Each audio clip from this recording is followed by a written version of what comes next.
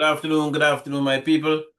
I hope and trust that all is doing well. Today is Tuesday, the 13th day of January, 2026, and hopefully I'll be done with this shortly. Well, we're still following the news as to what's happening with who's accepting third countries deportees and who is not. I want to take a look at this, my background for this one.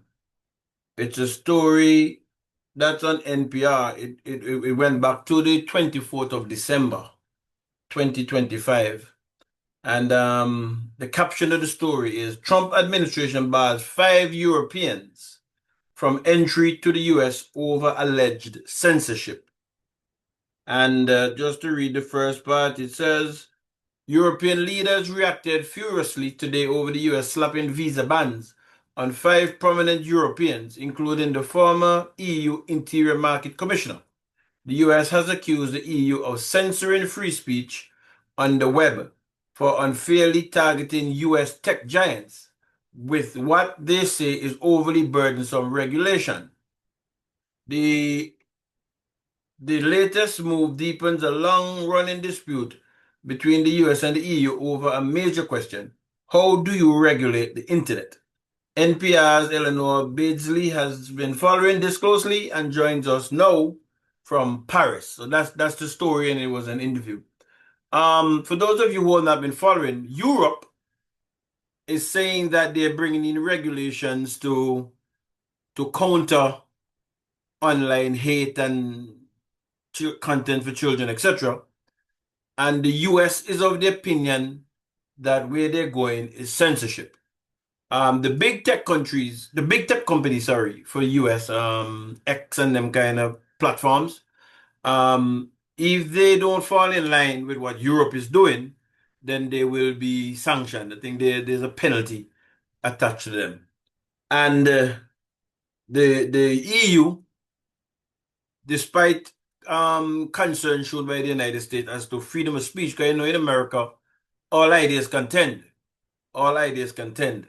You can tell the president what you think of the president, and that's just what it is. Once you haven't broken any law, you can tell the president what you want to tell the president about him. Um, EU went ahead. The EU went ahead, and if I'm not mistaken, I think X and what's my name, Elon Musk company was actually fined, if I'm not mistaken. So, in response to that, the United States put some visa ban on these 5 leaders, and these persons were seen to be persons who crafted and worked on the law that Europe had just recently put in place. Now, I use that as the backdrop, that is for freedom of speech, as I listened to the Prime Minister of St. Lucia, and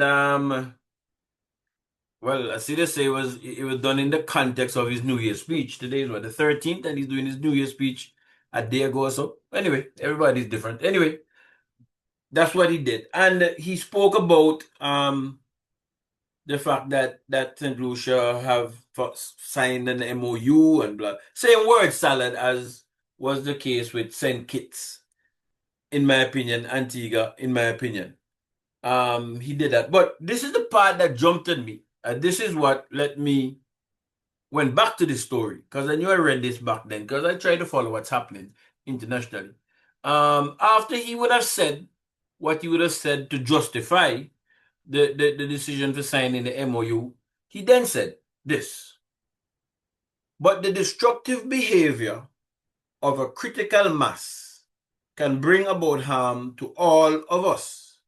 I plead for the responsible use of social media.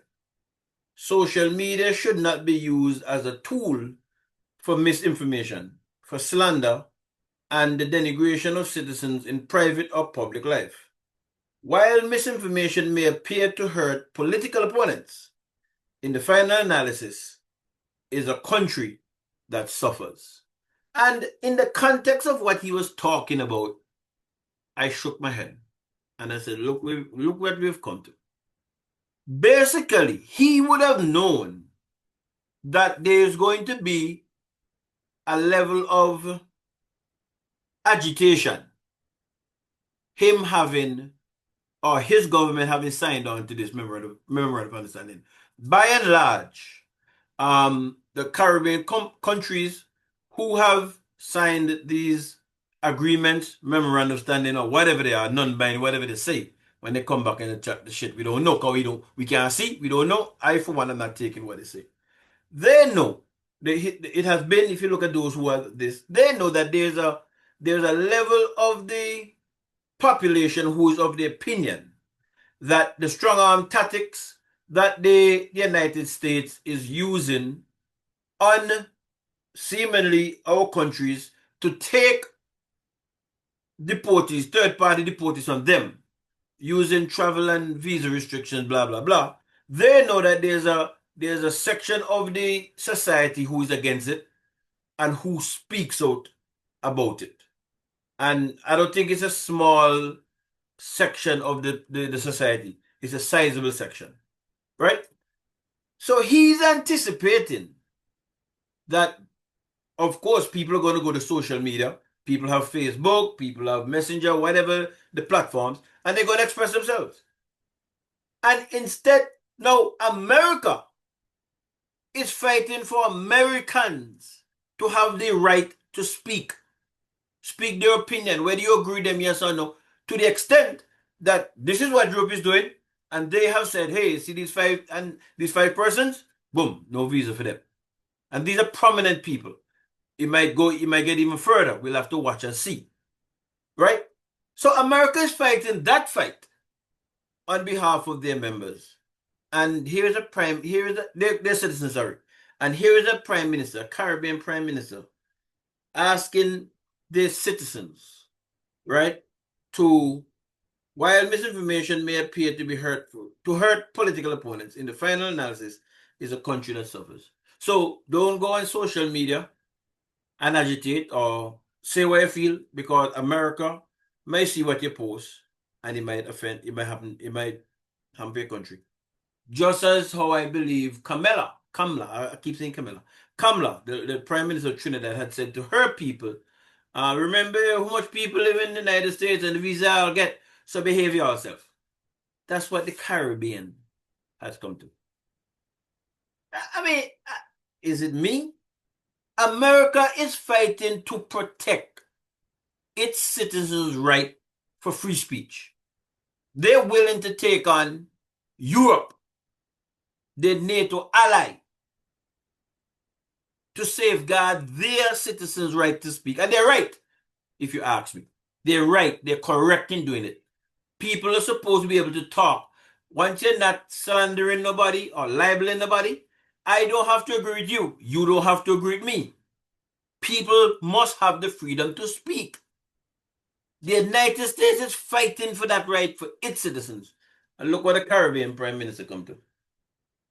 Look what a Caribbean Prime Minister, is telling his citizens and the Caribbean at large, that you have to be careful what you say on social media. Not that what you're saying on social media is right, or you have the right to express yourself on social media. Not saying that. If you do that, who knows? America might hear and it might damage the country. That's where we are now. We'll continue to watch. Take care, my people. Bless up yourself and keep safe.